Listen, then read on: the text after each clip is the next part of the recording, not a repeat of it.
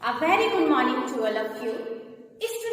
Today I am going to start a new chapter in the geography, and the name of the chapter is India Climate, Bharatiya Jalwayu. In this chapter we shall study about the climatic condition of India. And in previous classes we have discussed about the physical feature of India and cultural variation of India.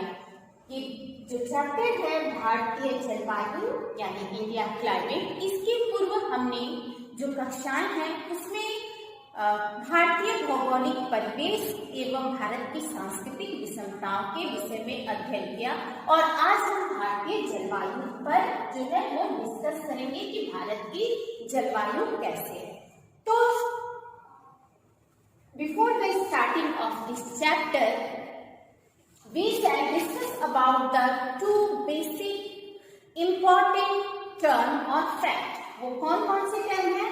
First है आपका weather और climate. कहने का मतलब है कि अगर हमें भारतीय जलवायु के विषय में अध्ययन करना है तो हमें दो महत्वपूर्ण टर्म को पहले समझना होगा, और वो दो महत्वपूर्ण टर्म कौन है? Weather and second is climate. Weather and climate both are the basic element of natural environment. यानी ये जो दोनों टर्म है ये प्राकृतिक पर्यावरण के महत्वपूर्ण तत्व है और बिना इनको जाने हम किसी स्थान की जलवायु विशेष के बारे में हम अध्ययन नहीं कर सकते हैं। अर्थात कहने का मतलब है कि ये जो दोनों महत्वपूर्ण तत्व हैं वो किसी स्थान की जलवायु के निर्धारण में इसके कंसेप्ट को समझना बहुत ही आवश्यक है। तो आइए सबसे पहले हम देखते हैं वेदर के विषय में कि वेदर क्या है। वेदर जो है सामान्यतः जो इसके लिए मौसम शब्द का प्रयोग होता है। It is an Arabic word. ये जो मौसम है ये क्या है? एक अरबी शब्द है। तो वेदर को अगर डिफाइन करना है तो आइए हम पढ़ते हैं कि वेदर होता क्या है। Weather refers to the sum total of the day-to-day changes in the atmospheric condition at any place. यानी यहाँ पे आपको इस जो डेफिनेशन है उसमें दो महत्वपूर्ण तत्व मिले, एक आपका एटमॉस्फेरिक कंडीशन और दूसरा है डे टू डे चेंजेस। यानी अगर इसकी परिभाषा को समझना है या कंसेप्ट को, तो इसमें दो महत्वपूर्ण पॉइंट हैं। कौन कौन से? सबसे पहला एटमॉस्फेरिक कंडीशन और दूसरा जो है डे टू डे चेंजेस। यानी क्या है मौसम? देखिए वेदर जो है वो किसी भी स्थान विशेष में किसी भी स्थान पर उसकी जो एटमॉस्फेरिक कंडीशन है उसमें दिन पर दिन या प्रतिदिन जो परिवर्तन होता है उसके योग को ही वेदर कहते हैं। यानी अब जो दूसरा टर्म है वो क्या है? Atmospheric condition. यानी इस डेफिनेशन को जब हमको समझना है तो इस पॉइंट को भी समझे कि एटमॉस्फेरिक कंडीशंस क्या होते हैं। तो these are the factors of atmosphere. ये वायुमंडल के कारक होते हैं जो कि किसी स्थान की जलवायु के निर्धारण में सहायक होते हैं। वो कौन कौन से कारण है? This factors are temperature, rainfall, wind, humidity, cloudiness, sunny, जो कि क्या है कि किसी स्थान का तापमान, वर्षा, हवा, फिर और भी जितने भी एटमॉस्फेरिक जो एलिमेंट्स हैं वो सब एटमॉस्फेरिक कंडीशंस कहलाते हैं। तो किसी भी स्थान पे जब ये एटमॉस्फेरिक कंडीशन प्रतिदिन बदलते हैं तो उसे ही वेदर कहा जाता है। क्लियर? उदाहरण के रूप में हम मान लो बनारस को लेते हैं, अपनी जो जिला है उसका ही उदाहरण में ले रहे हैं। तो वाराणसी मान लीजिए, अगर आज के टेम्परेचर को हम बताएं कि बनारस का आज का टेम्परेचर भी है, आज बनारस में कोहरा पड़ा है, आज बनारस में जो है ये रेनफॉल हुआ है, यहाँ का तापमान ऐसा है, यहाँ पे ह्यूमिडिटी इतनी है। तो ये जो हम किसी समय विशेष या दिन में किसी एक विशेष दिन में जो तापमान या जो भी एटमॉस्फेरिक कंडीशन है उसका निर्धारण करते हैं वो हमारा वेदर कहलाता है। यानी कल जो है ये कोई आवश्यक नहीं है कि कल यही एटमॉस्फेरिक कंडीशन बना रहे।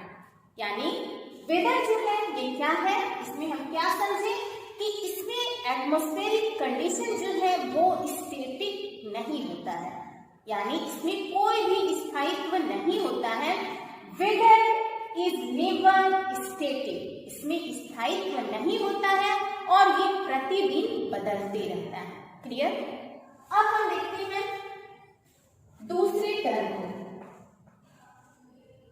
दूसरा जो टर्म है वो क्या है, क्लाइमेट। क्लाइमेट, और क्लाइमेट के लिए हिंदी में जलवायु शब्द का प्रयोग होता है। जबकि आपका जो शीर्षक है आज जो पढ़ना है वो तो उसमें खुद ही लिखा है इंडिया क्लाइमेट, यानी भारत की जलवायु को समझना है। तो क्लाइमेट क्या है? Climate refers to the average state of weather condition. अब जितनी भी एटमॉस्फेरिक कंडीशन में प्रतिदिन बदलाव हो रहे हैं, अगर वो लंबे समय तक, यहाँ पे लिखा है इसकी जो महत्वपूर्ण डेफिनेशन के पॉइंट है वो है average state of weather condition. उदाहरण के रूप में बता रहे हैं कि अगर जलवायु किसी करते हैं तो किसी भी वेदरिंग कंडीशन के अगर स्टेट का औसत बताया जाए तो वो हमारा क्लाइमेट में उसका आकलन होगा। कहने का मतलब है कि अगर किसी स्थान विशेष पर जो स्थान विशेष नहीं करेंगे, इसमें कई भाग ले सकते हैं, एक बृहद क्षेत्र पे अगर जो वेदरिंग कंडीशन है वो लंबे समय तक बना रहे तो उसे ही हम क्लाइमेट या जलवायु कहते हैं। उदाहरण के रूप में जो है ये क्या होता है, उदाहरण के रूप में हम ले सकते हैं कि अगर हमें भारत की जलवायु, तो भारत की जलवायु को बताना है तो हमें संपूर्ण क्षेत्र की जो वेदरिंग कंडीशंस हैं उसके एवरेज का आकलन किया जाता है। यानी ये जो है,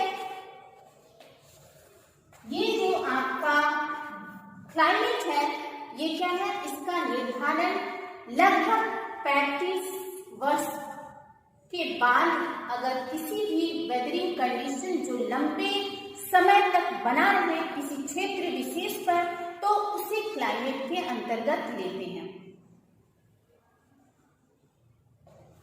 अब हमारा जो भारत की सबसे पहले जो इंडिया की क्लाइमेट है तो उसे देखें तो सबसे पहले आप इंडिया की क्लाइमेट को याद करेंगे कि भारत की जो जलवायु है उसे ट्रॉपिकल मॉनसून के नाम से जाना जाता है। स्टूडेंट, अगर हमें भारतीय जलवायु के विषय में अध्ययन करना है तो हम सबसे पहले बताएंगे कि भारत की जो जलवायु है उसे उष्णकटिबंधीय मानसूनी जलवायु के नाम से जाना जाता है। यानी the climatic condition of India is called tropical monsoon climate. क्या कहते हैं? Tropical monsoon, tropical monsoon. और ये जो टर्म है इसमें दो वर्ड है, दो टर्म है, ट्रॉपिकल और मॉनसून। तो सबसे पहले हम ट्रॉपिकल जो है इसके कंसेप्ट को समझते हैं। ट्रॉपिकल जिसके लिए हिंदी में उष्णकटिबंधीय शब्द का प्रयोग होता है। यानी हिंदी में ट्रॉपिकल के लिए उष्णकटिबंधीय शब्द का प्रयोग होता है।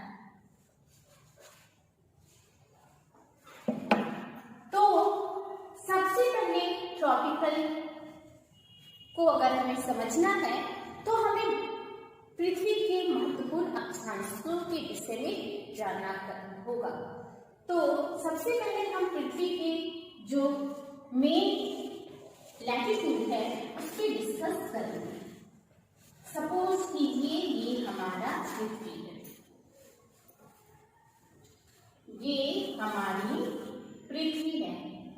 know that the shape of the earth is called geode.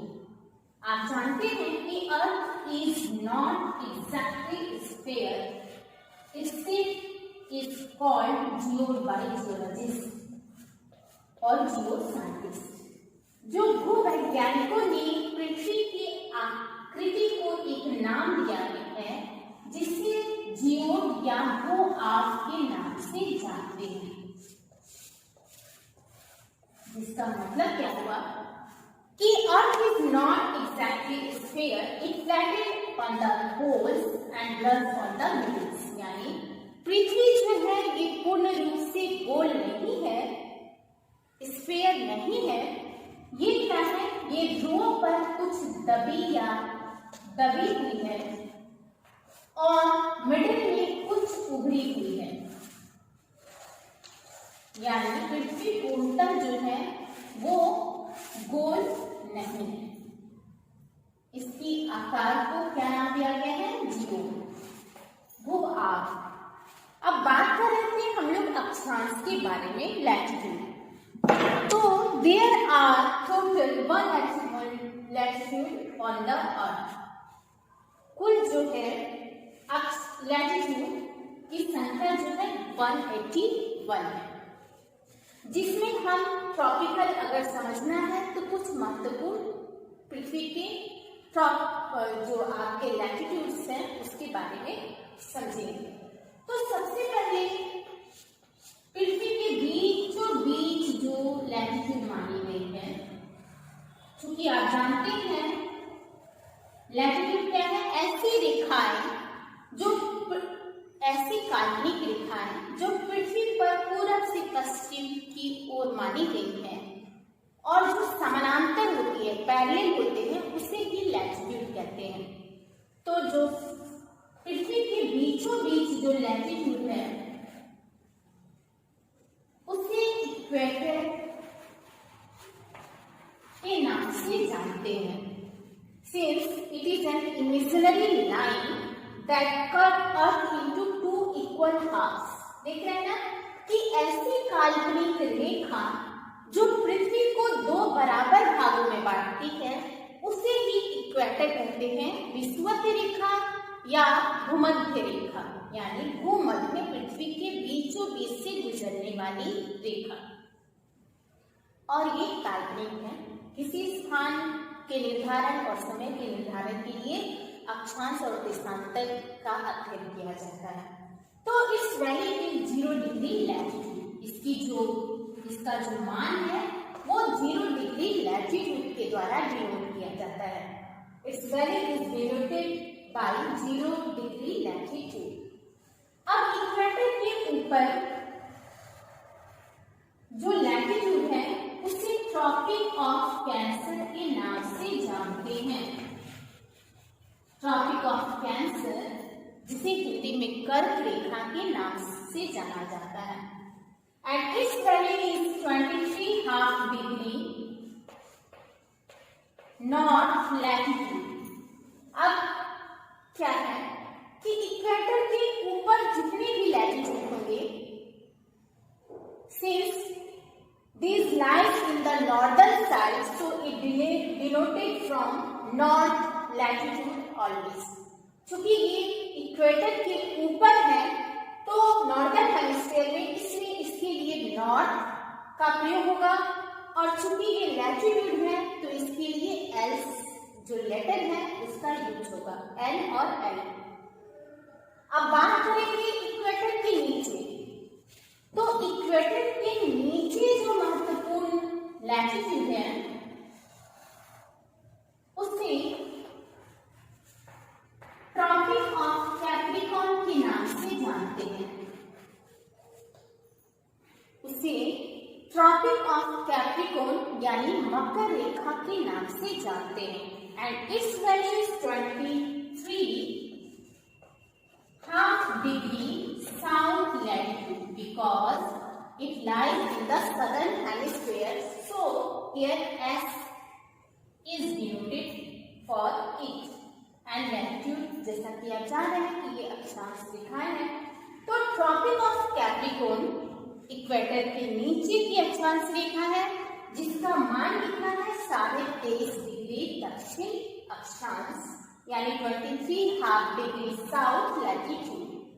अब बात करेंगे जो महत्वपूर्ण अक्षांश है जो ट्रॉपिक ऑफ कैंसर के ऊपर स्थित है उसको आर्कटिक सर्कल के नाम से जानते हैं। Arctic circle and it's value is 66.5 degree north latitude. जो ट्रॉपिक ऑफ कैंसर के ऊपर जो महत्वपूर्ण अक्षांश है उसे आर्कटिक वृत्त के नाम से जानते हैं जिसका मान जो है वो 66.5 डिग्री नॉर्थ लैटिट्यूड है। अब बात करते हैं ट्रॉपिक ऑफ कैप्रिकॉर्न के नीचे की महत्वपूर्ण जो अक्षांश है उसे अंटार्कटिक सर्कल के नाम से जानते हैं। अंटार्कटिक वृत्त जिसका मान है जिसकी वैल्यू है 66.5 डिग्री साउथ लैटिट्यूड जिसका मान है 66.5 डिग्री दक्षिण अक्षांश।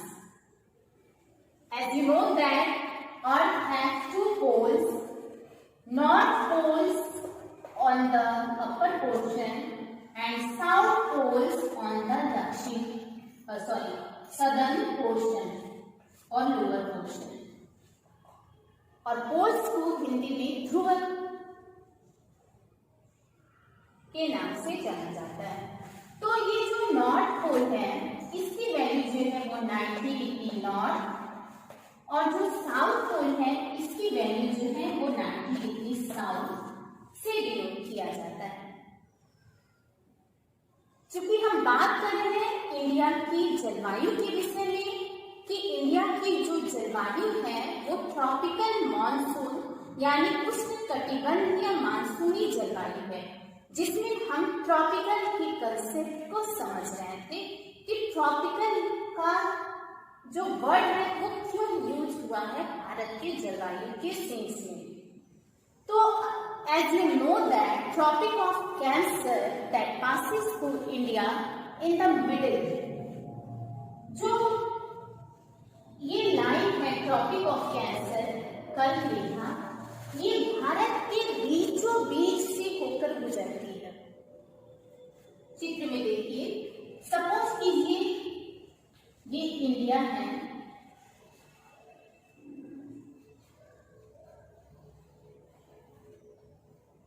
ये इंडिया है,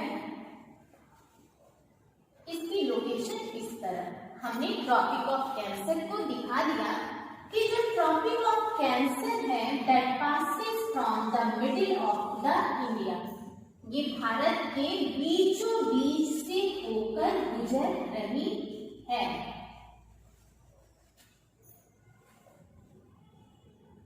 ट्रॉपिकल जो टर्म है वो किस चीज के लिए यूज हुआ है? The portion that lies between Tropic of Cancer and Tropic of Capricorn, यानी ऐसा स्थान जो ट्रॉपिक ऑफ कैंसर कर्क रेखा और ट्रॉपिक ऑफ कैप्रिकॉर्न मकर रेखा के बीच स्थित है उसे ही ट्रॉपिकल से डिनोट करेंगे। Clear? Means the portion of the earth that lies between the Tropic of Cancer and Tropic of Capricorn are called tropical. तो यहां पे हम देखेंगे कि भारत का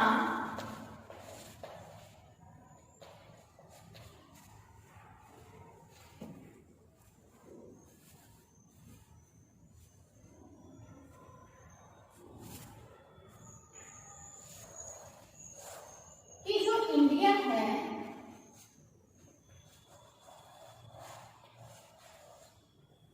उसमें अगर ये मिडिल से कर्क रेखा ट्रॉपिक ऑफ कैंसर गुजर रही है तो ये पोर्शन यानी नीचे का जो भाग है वो हमारा आ रहा है ट्रॉपिक ऑफ कैंसर और ट्रॉपिक ऑफ कैप्रिकॉर्न के बीच में। यानी जब ट्रॉपिकल की बात होगी तो हम भारत के किस एरिया को लेंगे? तो मिडिल पोर्शन, चूंकि आप जान रहे मिडिल पोर्शन से होके कर्क रेखा गुजरती है, तो उसके नीचे का जो पोर्शन है, ये पोर्शन यानी दक्षिण भारत का जो क्षेत्र है, वही जो है वो ट्रॉपिकल के सेंस में लिया जाएगा। यानी जब भी ट्रॉपिकल की बात होगी तो वो कौन सा रीजन होगा? द सदर्न इंडिया, यानी साउथ का दक्षिण भारत जो है वो ट्रॉपिकल के सेंस में है। तो अब हम जो दूसरा टर्म को समझेंगे, मॉनसून। मॉनसून क्या होता है? Now we will focus on the next term, that is monsoon. अब जो है हम दूसरी जो कंसेप्ट को समझेंगे वो है monsoon. Monsoon that derives from an Arabic word मौसम, जिसका मतलब होता है मौसम।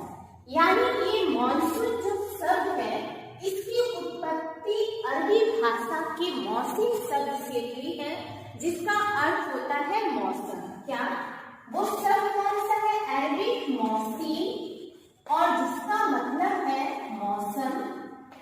मौसम सामान्यतः मौसम किसे कहा जाता है? यानी मौसम के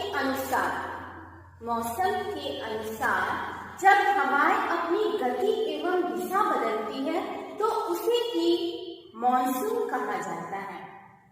That means when wind change their direction according to season is called monsoon. तो हमने देखा कि जो भारत की क्लाइमेटिक कंडीशन है उसमें दो टर्म आए थे, दो कंसेप्ट आए थे। First tropical and the second is monsoon. Tropical को हमने समझा कि tropical means the region that lies between the Tropic of Cancer to Tropic of Capricorn, यानी ऐसा क्षेत्र जो ट्रॉपिक ऑफ कैंसर यानी कर्क रेखा से लेके ट्रॉपिक ऑफ कैप्रिकॉर्न मकर रेखा के बीच में स्थित होती है, उस क्षेत्र विशेष को ट्रॉपिकल रीजन कहा जाता है, यानी उष्णकटिबंधीय क्षेत्र। और हमने मॉनसून को समझा। मॉनसून क्या है कि when wind blowing and change their direction according to season, और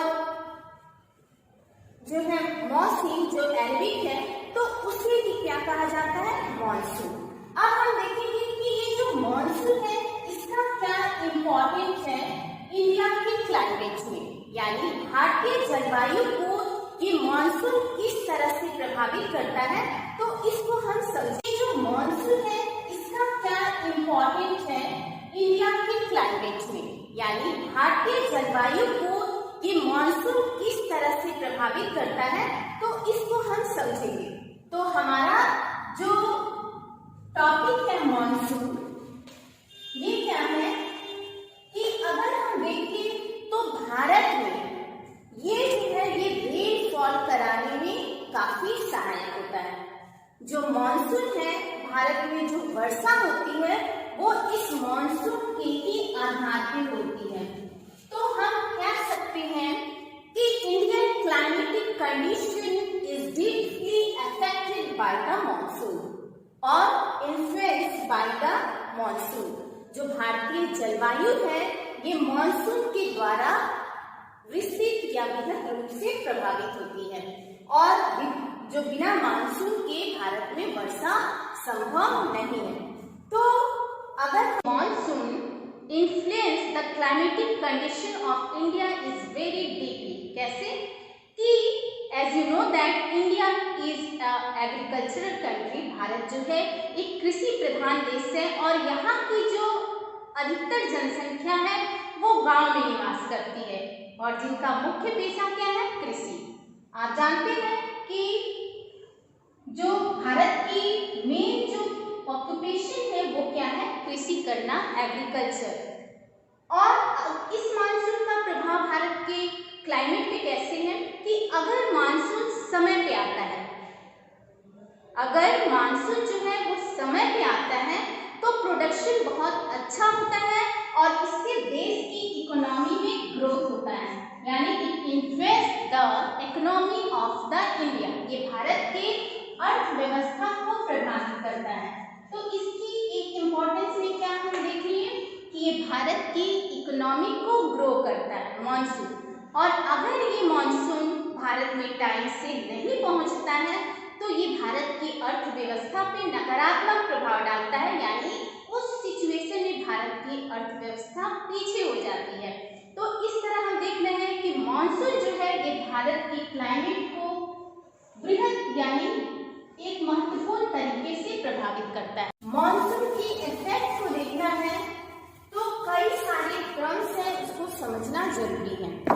दूसरा, जो टेम्परेचर और प्रेशर का कंसेप्ट है, टेम्परेचर और प्रेशर,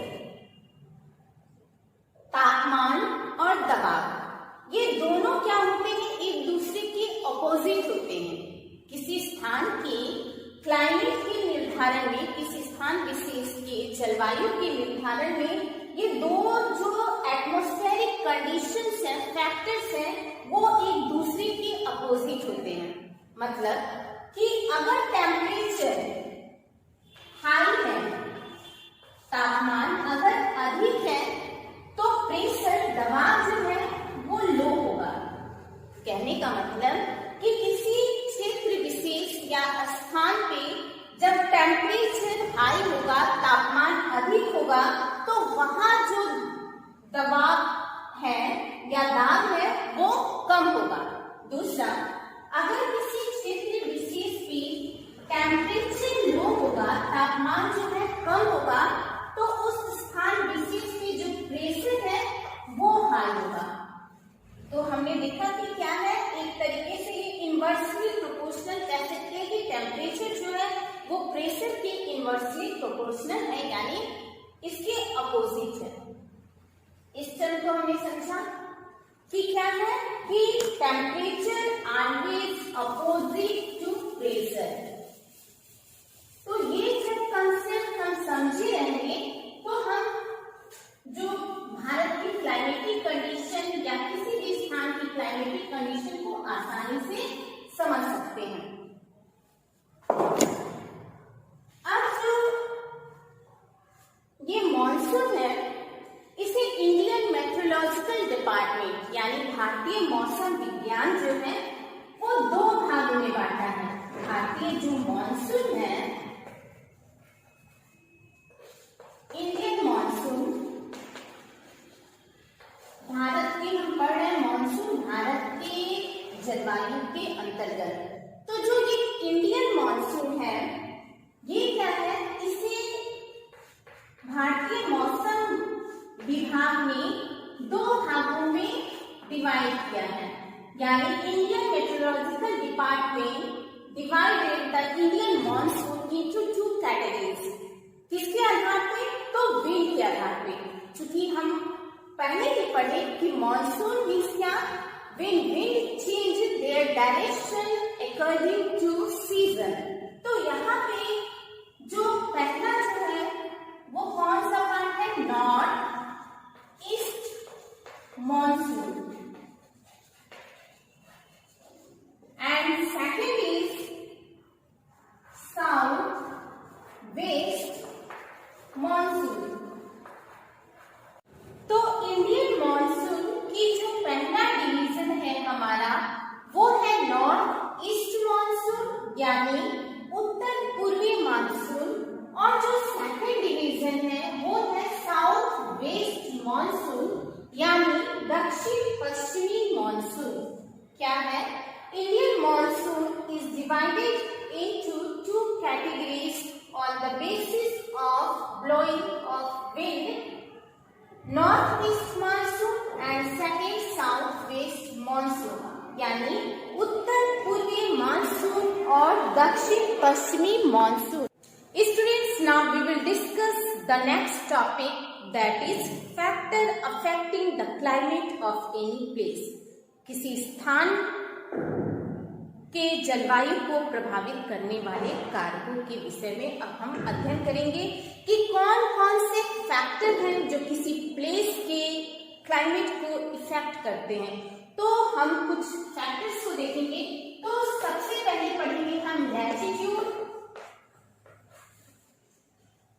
अक्षांश रेखाएं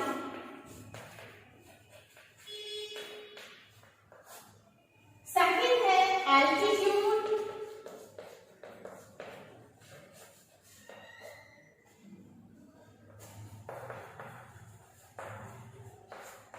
समुद्र तल से ऊंचाई,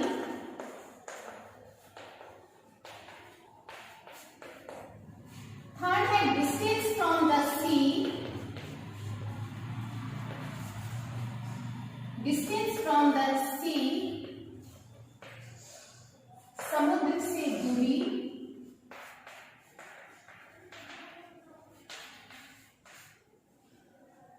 फोर्थ है विंड एंड प्लेस,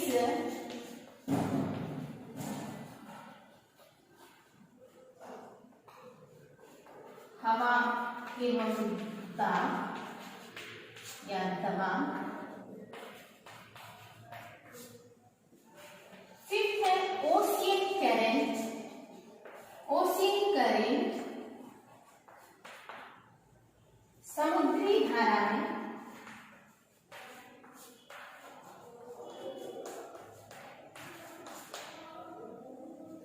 और सिक्स्थ है रिलीफ, पर्वत पहाड़ी यानी ऐसे लैंडफॉल जो बहुत ऊंचे होते हैं। तो there are some factors that affecting the climate of any place, ये कुछ ऐसे महत्वपूर्ण कारक हैं जो किसी स्थान विशेष की जलवायु को प्रभावित करते हैं। जैसे सबसे पहले latitude, altitude, distance from the sea, wind and pressure, ocean current and relief. तो ये इन महत्वपूर्ण जो टॉपिक्स हैं उस पे हम सब टॉपिक हैं, तो उसमें हम धीरे धीरे डिस्कस करेंगे। तो सबसे पहले जिस टॉपिक को हम लेंगे वो हमारा है latitude that affect the climate of any place, जिसमें हम इंडिया के भी कॉन्टेक्स्ट को लेते चलेंगे और समझेंगे कि भारत में अक्षांश रेखाएं कैसे भारतीय जलवायु को प्रभावित करती है। तो हम देखेंगे, ये सब रफ कर दे रहे हैं, बस आपका है लैटिट्यूड।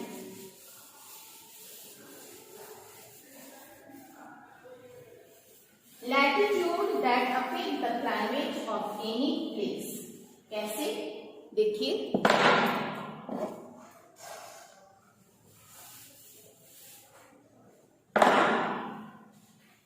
सपोज कीजिए आपने कब पढ़ा पहले, the shape of the earth is zero, हमारी पृथ्वी क्या है, हमारी पृथ्वी की आकृति पूर्णतः गोल नहीं है, ये ध्रुवों पे कुछ दबी हुई है और बीच में उभरी हुई है, जैसा कि आपने पहले पढ़ा।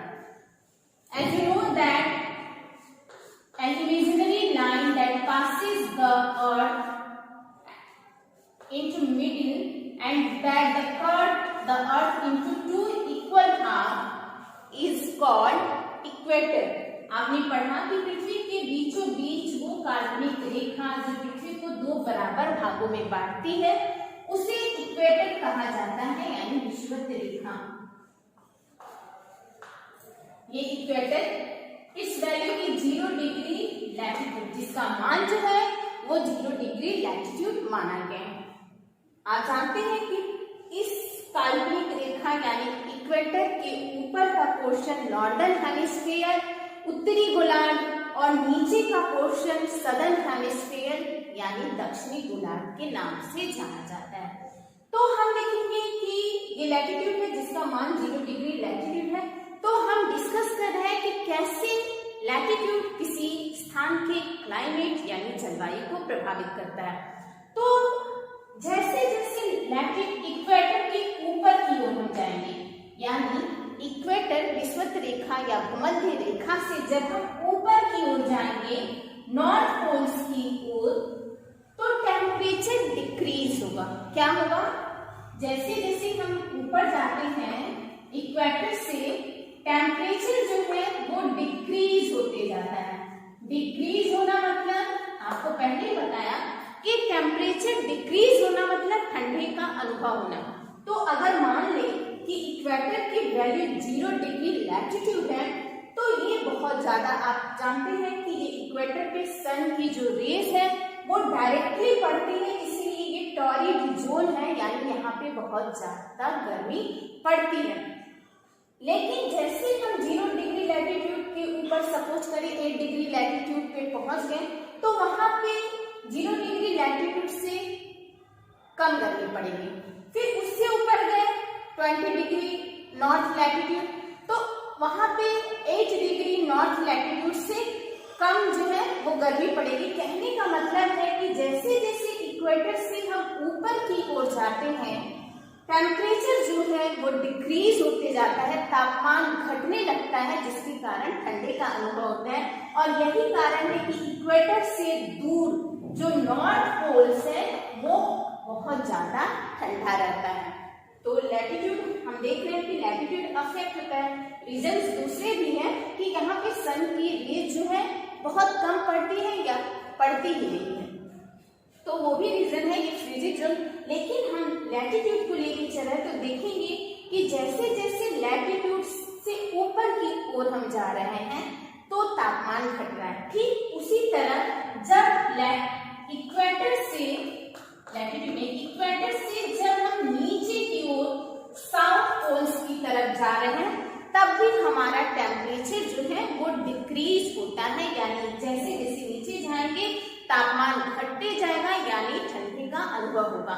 कहने का मतलब है कि इक्वेटर से ऊपर और नीचे ध्रुवों की ओर जाने पे तापमान कम होता है और ठंडे का अनुभव होता है। अगर आप भारतीय कॉन्टेक्स्ट में देखें तो as you know that the latitude of India is 8 degree 4 north latitude to 37 degree 6 north latitude। आपको पता है कि भारत का जो दक्षिणी भाग का अक्षांश है, देख लीजिए, अगर हम आपने इसके पहले पढ़ा कुछ प्रमुख लैटिट्यूड्स के नाम पढ़ा, जिसमें आपने पढ़ा इक्वेटर के ऊपर जो प्रमुख लैटिट्यूड है वो है Tropic of Cancer. Its value is 23.5 degree north latitude. और ट्रॉपिक ऑफ कैंसर के नीचे इक्वेटर के नीचे जो प्रमुख लैटिट्यूड है वो है ट्रॉपिक ऑफ कैप्रिकॉर्न। ये सभी काल्पनिक हैं, भूवैज्ञानिकों के द्वारा किसी स्थान की स्थिति और समय निर्धारण के लिए अक्षांश और देशांतरों का प्रयोग होता है, जो कि काल्पनिक रेखा है। तो ट्रॉपिक ऑफ कैंसर की वैल्यू है 23.5 डिग्री साउथ लैटिट्यूड। अगर बात करें ट्रॉपिक ऑफ कैंसर के ऊपर प्रमुख काल्पनिक अक्षांश रेखा, तो वो है Arctic circle. Arctic circle, Arctic with its value is 66.5 degree north latitude.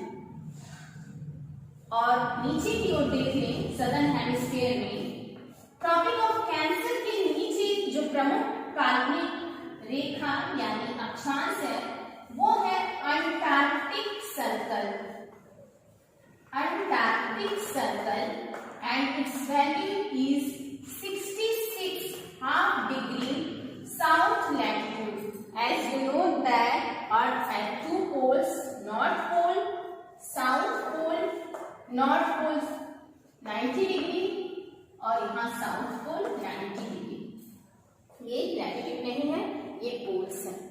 तो भारत को चूंकि हम पढ़ा है तो हमने इसके पहले भी देखा, जिसमें आपने देखा कि जो ट्रॉपिक ऑफ कैंसर है वो भारत के बीचों बीच से होकर गुजरती है। और ट्रॉपिक ऑफ कैंसर का मान कितना है 23.5 डिग्री नॉर्थ लैटिट्यूड। तो हम भारत की मैप को यहाँ पे ड्रॉ करेंगे और ट्रॉपिक ऑफ कैंसर को उसके बीच में ला देंगे। देखिए कैसे, सपोज ये हमारा भारत है,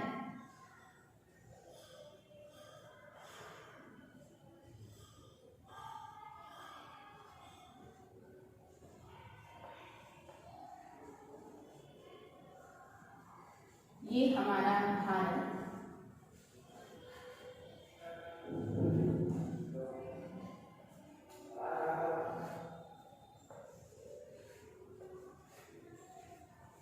भारत है, आप जानते हैं कितने अक्षांश पे है, तो 8 डिग्री 4 नॉर्थ लैटिट्यूड।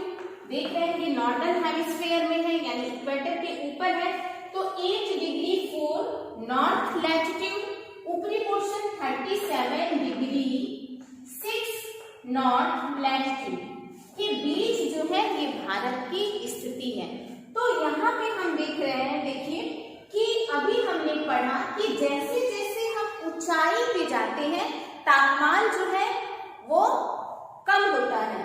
तो यहाँ पे हम देख रहे हैं कि एक भाग जो है वो इक्वेटर के नजदीक है, 8 डिग्री 4, यानी जो बीच से ट्रॉपिक ऑफ कैंसर देखिए यहाँ से गुजर रही है, तो जो सदर्न पार्ट ऑफ इंडिया है यानी भारत का दक्षिणी भाग वो ध्रुवों के निकट, इक्वेटर यानी विषुवत रेखा के निकट है। तो यहाँ का जो तापमान है वो ट्रॉपिकल यानी उष्णकटिबंधीय माना गया है। इसके पहले ही आपने देखा कि the region that lies between the Tropic of Cancer and Tropic of Capricorn is called tropical, यानी ऐसा क्षेत्र जो कर्क रेखा और मकर रेखा के बीच में होता है वहां पे गर्मी पड़ती है या उसे उष्णकटिबंधीय क्षेत्र कहते हैं। तो जो सदर्न इंडिया है वो क्या एक्सपीरियंस करेगा, वहां पे गर्मी का अनुभव होगा।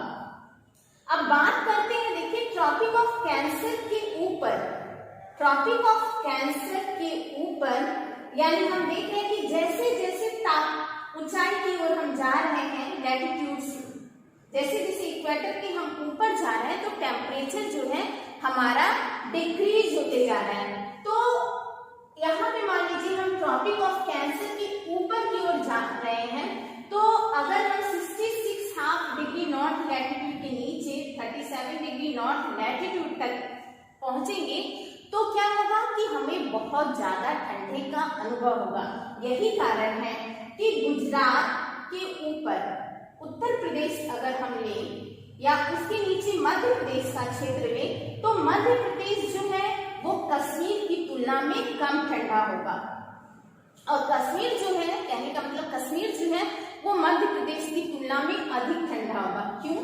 क्योंकि वो जो है वो उस क्या है कि उसकी स्थिति जो है वो ऊपरी अक्षांश पे है, कहने का मतलब है वो इक्वेटर से काफी दूर है। तो इसमें हमने देखा कि क्या कि जैसे जैसे हम इक्वेटर से ऊपर या नीचे नॉर्थ पोल की ओर या साउथ पोल की ओर बढ़ते हैं तो तापमान जो है वो डिक्रीज होता है, यानी हमें ठंडे का अनुभव होता है, यानी इक्वेटर पे बहुत ज्यादा गर्मी पड़ेगी, ट्रॉपिक ऑफ कैंसर पे इक्वेटर की तुलना में कम गर्मी पड़ेगी, यानी ट्रॉपिक ऑफ कैंसर इक्वेटर की तुलना में ठंडा होगा। अगर आर्कटिक सर्कल की बात करें तो ये ट्रॉपिक ऑफ कैंसर और इक्वेटर ट्रॉपिक ऑफ कैंसर की तुलना में और भी ठंडा होगा।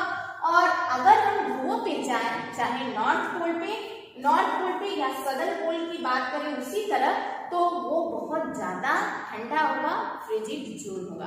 तो इस तरह हमने ये भी देख लिया कि भारत में 2 तरीके के क्लाइमेट हो गए। क्लाइमेट की बात करें तो एक है जो सदर्न पोर्शन ऑफ इंडिया है वो क्या करता है, वहां का जो क्लाइमेट है ट्रॉपिकल क्लाइमेट है, उष्णकटिबंधीय क्लाइमेट, और ऊपर का जो क्लाइमेट है सब ट्रॉपिकल है, यानी जो है इसकी तुलना में ये ठंडा क्षेत्र है।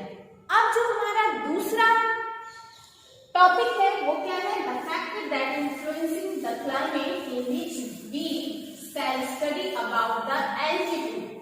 अब क्या पढ़ेंगे कि एल्टीट्यूड कैसे किसी स्थान के जलवायु को प्रभावित करते हैं। एल्टीट्यूड, अब ये एल्टीट्यूड क्या होता है, एल्टीट्यूड मीन्स समुद्र तल से किसी स्थान की ऊंचाई, यानी समुद्र किसी स्थान की लोकेशन या स्थिति कितनी ऊंचाई पर है समुद्र तल से, तो उसका निर्धारण हम एल्टीट्यूड के द्वारा करते हैं। तो किसी स्थान की जलवायु को एल्टीट्यूड महत्वपूर्ण रूप से प्रभावित करती है उसको हम देखते हैं। कैसे? सपोज कीजिए भारत के कॉन्टेक्स्ट में हम समझ रहे हैं कि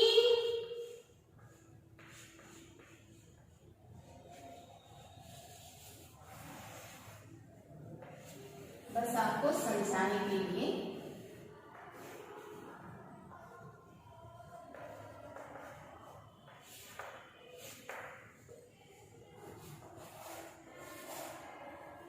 सपोज कीजिए ये हमारा इंडिया है, तो हम क्या पढ़ रहे हैं कि एल्टीट्यूड कैसे किसी स्थान की जलवायु को प्रभावित करते हैं। यानी अगर हम बात करें समुद्र तल की, तो आप जानते हैं Bay of Bengal,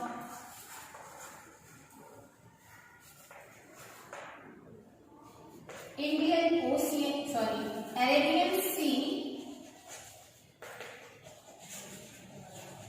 Indian Ocean,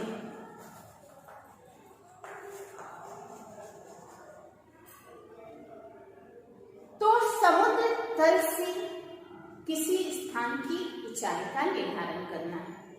तो बात करते हैं, मान लीजिए हम का हिमाचल प्रदेश की, हिमाचल प्रदेश, और उसके नीचे उत्तर प्रदेश, उत्तर प्रदेश। तो अगर कोई पूछे कि हिमाचल प्रदेश अधिक ठंडा रीजन है या उत्तर प्रदेश, तो हम इसका निर्धारण कैसे करेंगे? क्या जलवायु के बारे में पूछा जाए कि हिमाचल प्रदेश की जलवायु और उत्तर प्रदेश की जलवायु को एल्टीट्यूड के आधार पर कैसे बताएंगे? तो हम समुद्र तल से उसकी स्थिति पहले देखेंगे। क्या है कि समुद्र तल से जो स्थान जितनी अधिक ऊंचाई पे रहता है उसका तापमान कम होता है। यानी जैसे जैसे वो स्थान की स्थिति है समुद्र तल से ज्यादा दूर है, तो उस स्थान का टेम्परेचर जो है वो कम होते जाता है। अगर बात करें तो यहाँ पे स्थिति हम देख रहे हैं उत्तर प्रदेश की, तो उत्तर प्रदेश अगर हिंद महासागर को ही मान ले तो उत्तर प्रदेश क्या है, इस ओशन से हिमाचल प्रदेश की तुलना में नजदीक है। तो उत्तर प्रदेश की जो जलवायु होगी वो हिमाचल प्रदेश की तुलना में कम ठंडी होगी। यानी कहने का अर्थ है कि जो स्थान समुद्र तल से अधिक ऊंचाई पे हो उसका तापमान जो है वो कम होता है। समझ में आया? तो अगर यहाँ पे और भी मध्य प्रदेश मान लें, मध्य प्रदेश, तो मध्य प्रदेश जो है, चूंकि ये जो है यहाँ पे भी देख रहे हैं हिमाचल प्रदेश से नीचे है, और यहाँ से अगर समुद्र तल से देखिए तो मध्य प्रदेश हिमाचल प्रदेश की तुलना में नजदीक है। तो हिमाचल प्रदेश और अगर मध्य प्रदेश में पूछा जाए तो हम बोलेंगे कि हिमाचल प्रदेश ज्यादा ठंडा है किसकी तुलना में? मध्य प्रदेश की तुलना में। क्यों? क्योंकि वो काफी, उसका जो एल्टीट्यूड है वो काफी ऊंचाई पे है, वो समुद्र तल से काफी दूर है। यानी कहने का मतलब वह स्थान जो समुद्र तल से दूर होता है उसका तापमान है कम होता है। अब हमने एल्टीट्यूड देखा, जो नेक्स्ट पॉइंट है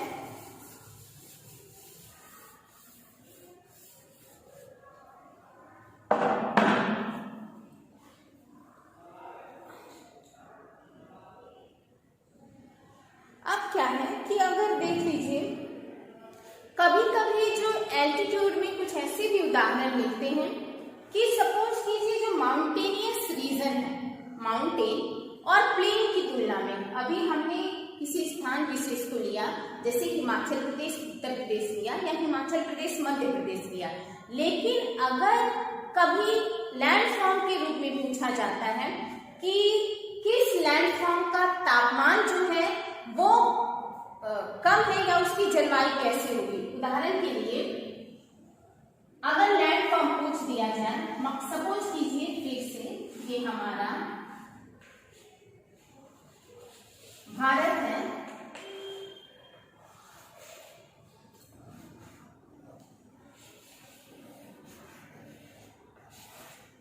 तो यहाँ पे माउंटेनियस रीजन आप जानते हैं, Himalayas lies in the northern side of the India. Bharat के उत्तर में हिमालय पर्वत श्रेणी स्थित है।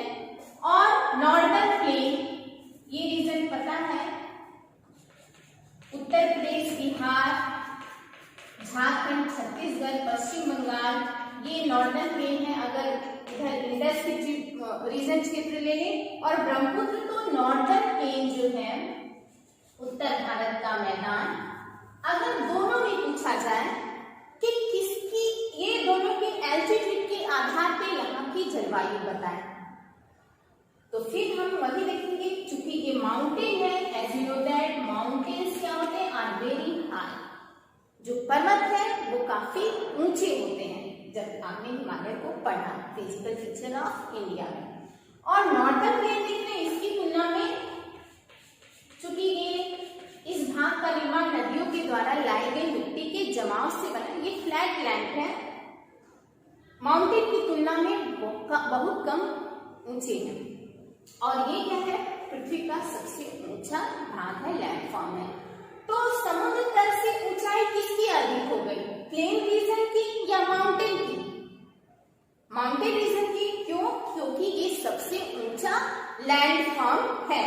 तो हम आसानी से कर सकते हैं कि जो माउंटेन है वो क्या है, वो काफी, उसकी एल्टीट्यूड ऊंची है, यानी वो समुद्र तल से काफी ऊंचा है, तो वो प्लेन की तुलना में क्या होगा, प्लेन की तुलना में अधिक ठंडा होगा।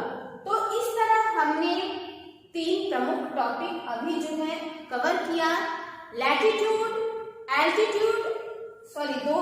अब जो है, जो नेक्स्ट टॉपिक हम देखेंगे वो है distance from the sea. Distance from the sea, यानी किसी स्थान की जलवायु को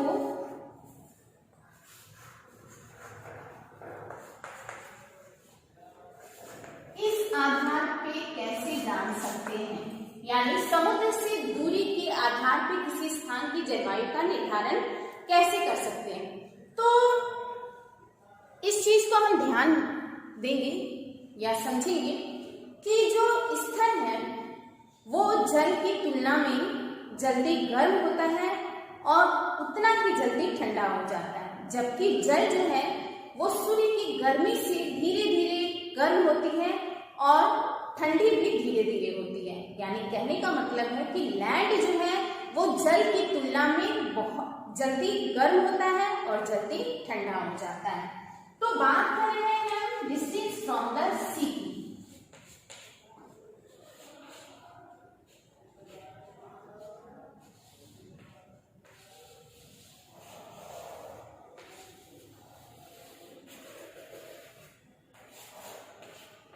डिस्टेंस फ्रॉम द सी में क्या है कि जो स्थान समुद्र के पास होगा,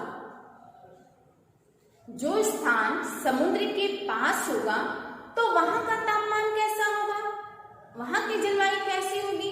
तो चूंकि हम पढ़ रहे हैं कि लैंड जो है वो दिन में सूर्य की तापमान से गर्मी पाके तेजी से गर्म होना हो जाती है, किसकी तुलना में, तो वाटर की तुलना में, समुद्र की तुलना में। तो जो हवा का बहाव होगा वो दिन में स्थल मार्ग से जल मार्ग की तरफ होगा, यानी स्थल से समुद्र की ओर किसका बहाव होगा, वायु का। दिन में, रात में उसका उल्टा होगा, क्योंकि जो वायु है वो जो जल है वो धीरे धीरे ठंडी होती है, तो रात में जो हवा का बहाव होगा वो समुद्र से स्थल की ओर होगा। तो इस तरह हम देखेंगे कि जो रीजन समुद्र के किनारे, सपोज करें कोलकाता है, कलकत्ता पश्चिम बंगाल, और ये कहाँ है, बे ऑफ बंगाल, बंगाल की खाड़ी के पास है। उदाहरण के रूप में हम समझ रहे हैं बे ऑफ बंगाल के पास है, या मद्रास के रीजन को ले ले, तो ये दोनों रीजन क्या है, समुद्र के निकट है। चूंकि समुद्र के निकट है तो यहाँ की वायु में क्या होगी, ह्यूमिडिटी की मात्रा ज्यादा होगी। तो जो स्थान, हमको बस ये समझना है कि जो स्थान समुद्र के निकट होता है वहां की जो क्लाइमेट होती है वो मॉडरेट क्लाइमेट होती है। क्या होती है? जो स्थान समुद्र के निकट है उसकी क्लाइमेट क्या होती है? मॉडरेट क्लाइमेट होती है। इधर अगर गुजरात ले लें, महाराष्ट्र ले लें जो अरेबियन सी के निकट है, गोवा ले लें अरेबियन सी के निकट है, अगर इधर बात करें तो यहाँ पे हम वेस्ट बंगाल ले लें, उड़ीसा ले लें, फिर आपका आंध्र प्रदेश ले लें, तो ये सब रीजन क्या है? समुद्र के किनारे है। तो उड़ीसा ले लें, तो ये सब समुद्र के किनारे है, तो यहाँ की क्लाइमेट मॉडरेट होगी। मॉडरेट मीन्स न ज्यादा ठंडा न ज्यादा गर्म, यानी समुद्र के पास जो वो स्थान होता है वो न ज्यादा ठंडा होता है और न ज्यादा गर्म होता है। तो बात कर रहे थे हम कोलकाता की। कोलकाता चूंकि ये बे ऑफ बंगाल के पास है, तो ये, और अगर बात करें यहाँ पे हम दिल्ली की, तो दिल्ली अगर बात करें तो समुद्र से कौन दूरी पे है? कलकत्ता या दिल्ली? तो ये दिख रहा है कि दिल्ली इधर भी अरब सागर से बहुत दूर हो गई। अगर इधर को ले लें बे ऑफ बंगाल से तो भी बहुत दूर हो गई। अगर नीचे से देखें इंडियन ओशन से तो भी बहुत दूर हो गई। यानी कहेंगे कि दिल्ली की जो स्थिति है वो समुद्र से बहुत दूर है। तो दिल्ली की जो टेम्परेचर होगी वो मॉडरेट नहीं होगी। अभी हमने पढ़ा कि जो स्थान समुद्र के निकट होता है उसका तापमान जो है वो मॉडरेट होता है, उसकी जलवायु मॉडरेट होती है, यानी न ज्यादा ठंडा न ज्यादा गर्म। तो अगर दिल्ली कोलकाता की जलवायु को हमको सिंपली ब्रीफली डिफाइन करना हो तो हम कहेंगे कि बंगाल जो है या कोलकाता जो है वो दिल्ली की तुलना में वहाँ का क्लाइमेट है वो मॉडरेट है, यानी न ज्यादा ठंडा है न ज्यादा गर्म है। और दिल्ली जो है ये क्या है? बंगाल की तुलना में या कलकत्ता की तुलना में गर्म है। तो ये हमने समझा डिस्टेंस फ्रॉम द सी। आगे हम पढ़ेंगे विंड एंड प्रेशर।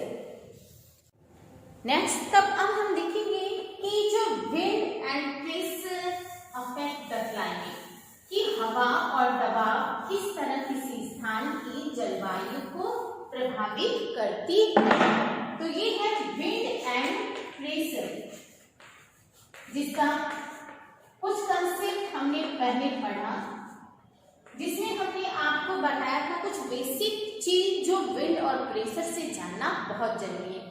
क्या कि विंड के समय, मानसून के समय आपको बताएं कि विंड जो है वो हमेशा ब्लो करती है high pressure to low pressure यानी उच्च दाब से निम्न दाब की ओर। और तापमान और प्रेशर का कंसेप्ट आपको बताए थे कि तापमान और प्रेशर का कंसेप्ट क्या बताए थे कि इनवर्सली प्रोपोर्शनल होते हैं एक दूसरे के, यानी जिस स्थान का तापमान हाई है, अधिक है, वहां प्रेशर जो है वो लो होगा। ये बताए थे किसी स्थान पर जब तापमान है वो अधिक होगा तो उस स्थान का दबाव जो है वो कम होगा, अपोजिट होगा, यानी टेम्परेचर हाई होने पे दबाव जो है वो लो होगा। उसी तरह बताया था कि अगर किसी स्थान पर तापमान लो है, कम है किसी स्थान का तापमान, उस स्थिति में उस स्थान पे जो दबाव है वो हाई होगा। क्लियर? ये हमने पहले डिस्कस किया था। अब जो है हम इसके बाद देखें कि भारत की जलवायु को वायु और दबाव जो है वो कैसे प्रभावित करती है।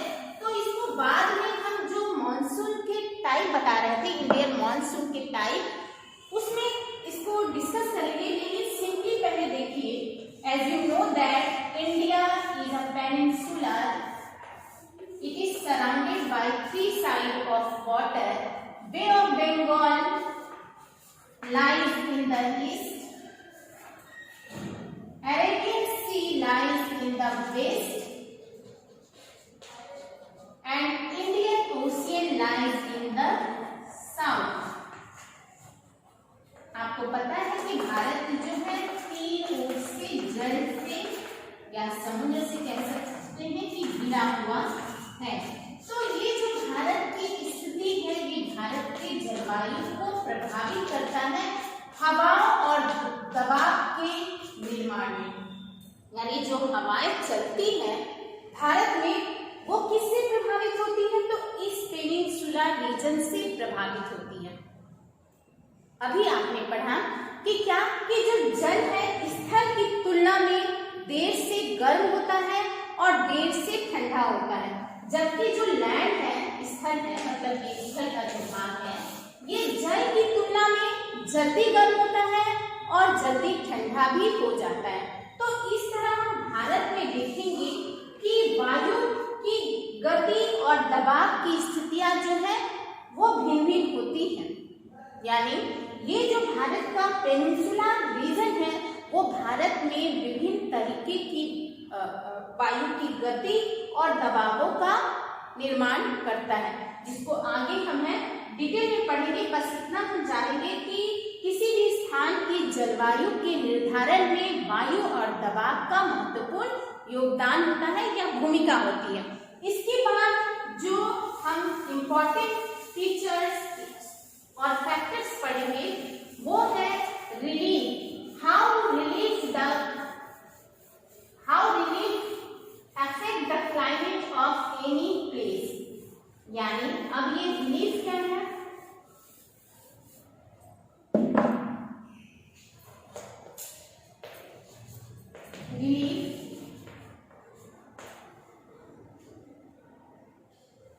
हाई लैंडफॉर्म्स, यानी इसमें मेनली जो है वो माउंटेन्स या ऊंचे भूभाग आते हैं। माउंटेन्स को लेंगे, इसमें पर्वत श्रृंखलाएं, माउंटेन्स। तो रिलीफ का भी किसी स्थान की जलवायु में महत्वपूर्ण योगदान है, उसको हम देखेंगे किस तरह। As you know that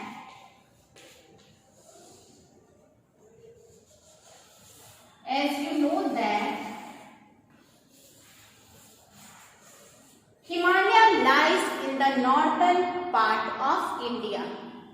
Bharat जो है वो क्या है कि भारत जो है हिमालय जो है ये भारत के उत्तर दिशा में स्थित है।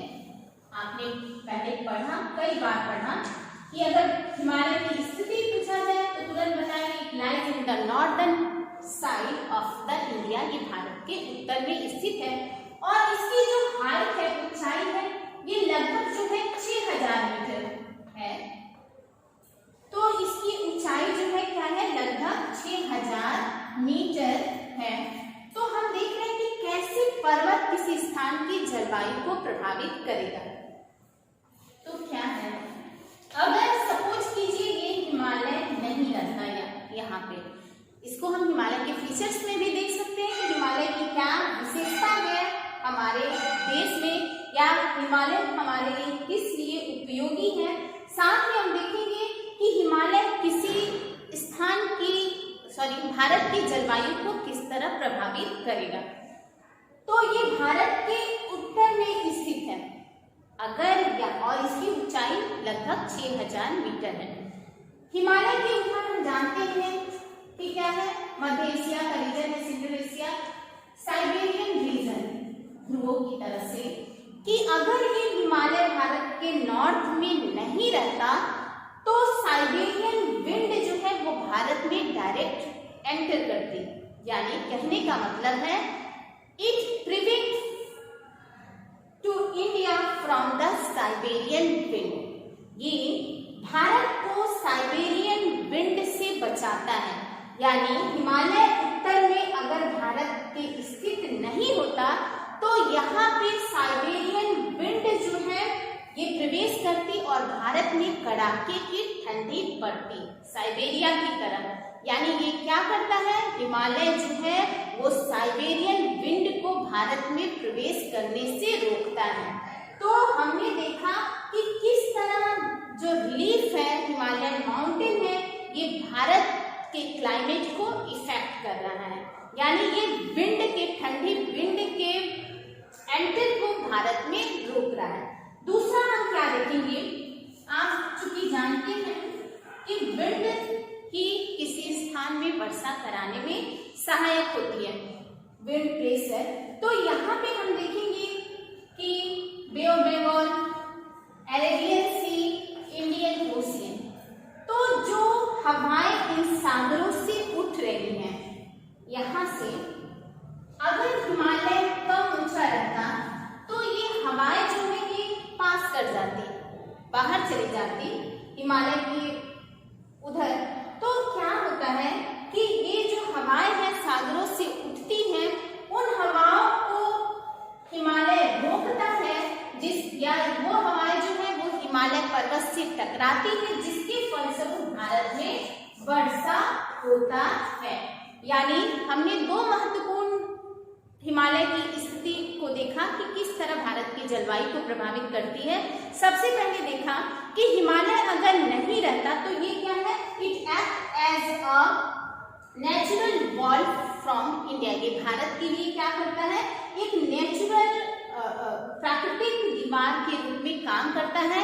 It prevent to the India from Siberian wind. ये भारत को साइबेरियन से आने वाली हवाओं से बचाता है।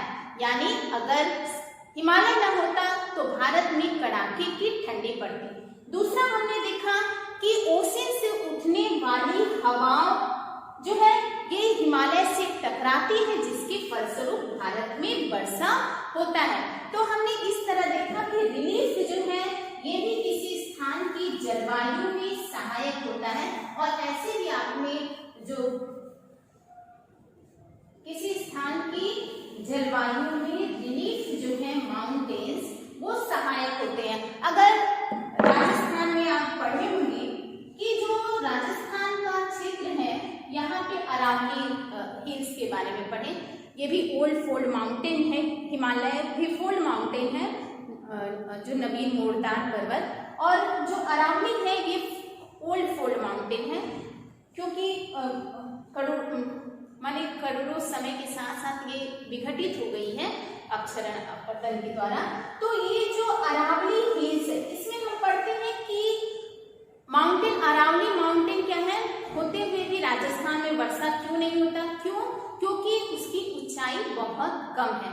तो ये भी हम देखें कि यानी किसी पर्वत की ऊंचाई अगर अधिक है तो वो किसी स्थान की जलवायु में को प्रभावित करता है, यानी वर्षा हवाओं को रोक कर या टकरा के वर्षा कराने में सहायक करता है। चूंकि अरावली छोटी है तो ये वर्षा कराने में सहायक नहीं है।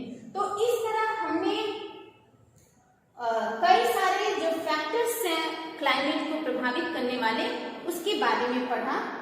आगे हम पढ़ेंगे कि जो टाइप्स ऑफ मॉनसून है, इंडियन टाइप्स ऑफ मॉनसून, जिसमें हमने पढ़ा था कि इंडियन मेट्रोलॉजिकल डिपार्टमेंट, भारतीय मौसम विभाग ने भारतीय मॉनसून को दो भागों में बांटा था।